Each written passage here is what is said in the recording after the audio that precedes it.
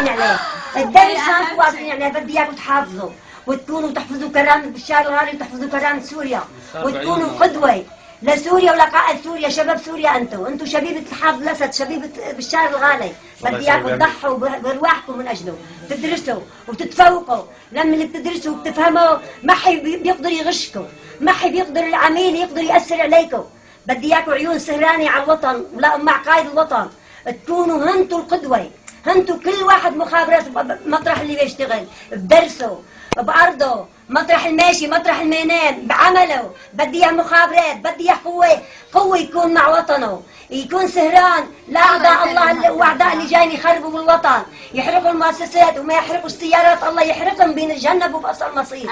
هودي أعداء الله وأعداء الوطن هن ذبحونا، ما حيجي كفى ذبحوه جو شقفوه، بس يعرفوا بحال هن شو قيمة الحقوراء. نحن كل يوم ما نذبحن يا شباب، نحن كل يوم ما نذبحن أعداء الله وأعداء الوطن.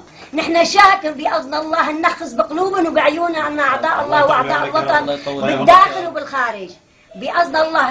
بشار الغالي وشعبه شاكي ينخز بعيون أعداء الله وأعداء الوطن بالوطن وبرا الوطن. الله يبارك فيك يا رب. الله يسلمها التم ويخلينا